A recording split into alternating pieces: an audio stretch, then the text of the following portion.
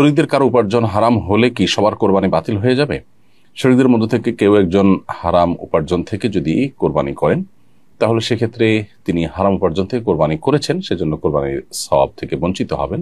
নবী করিম সাল্লাল্লাহু আলাইহি ওয়াসাল্লাম বলেছেন, ইন্নাল্লাহা তাইয়্যিবুন লা ইয়াকবালু ইল্লা তাইয়্যিবা। আল্লাহ তাআলা পবিত্র, পবিত্র ছাড়া কোনো কিছু গ্রহণ করেন না। অর্থাৎ হারাম কোনো কিছু দান করলে আল্লাহ তাআলা সেটা গ্রহণ করেন না।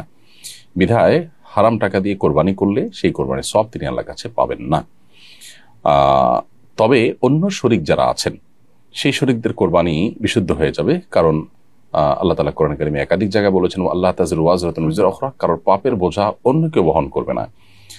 তবে অন্যান্য শরিকরা জেনে শুনে হারাম উপার্জনকারী ব্যক্তিকে তাদের সাথে শরিক নেওয়া তাদের জন্য জায়েজ নয়, উচিত নয়। তাদের অজান্তে কেউ যদি হারাম উপার্জনকারী তাদের সাথে শরিক হয়ে যান, তাতে তাদের কোরবানির অসুবিধা হবে না, অর্থাৎ তাদের কোরবানি হয়ে যাবে ইনশাআল্লাহ তাআলা। কেউ যদি এমন দেশে থাকে যেখানে কোরবানি করা কঠিন বা নিষিদ্ধ, তাহলে তার জন্য কি অন্য দেশে কোরবানি করা জায়েজ হবে?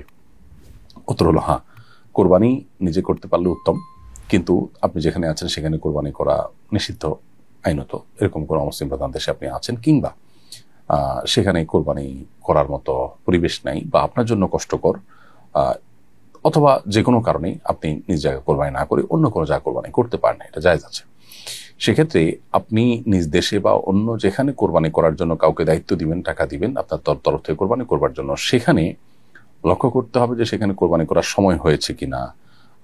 কোরবানির নির্দিষ্ট সময়ের মধ্যে কোরবানির যে শর্তগুলো আছে সেখানে সবগুলো প্রযোজ্য হবে। ধরুন দেশে কোরবানি হবে, তাহলে দেশে কোরবানির দিন হতে হবে, কোরবানি ঈদের নামাজের পরে কোরবানি হতে হবে, নির্দিষ্ট সময়ের মধ্যে, অর্থাৎ ঈদের দিন বা ঈদের পরে 2 দিনের মধ্যে কোরবানি হতে হবে। এই বিষয়গুলো যথারীতি আপনাকে মেনটেন করার ব্যাপারে খেয়াল রাখতে হবে।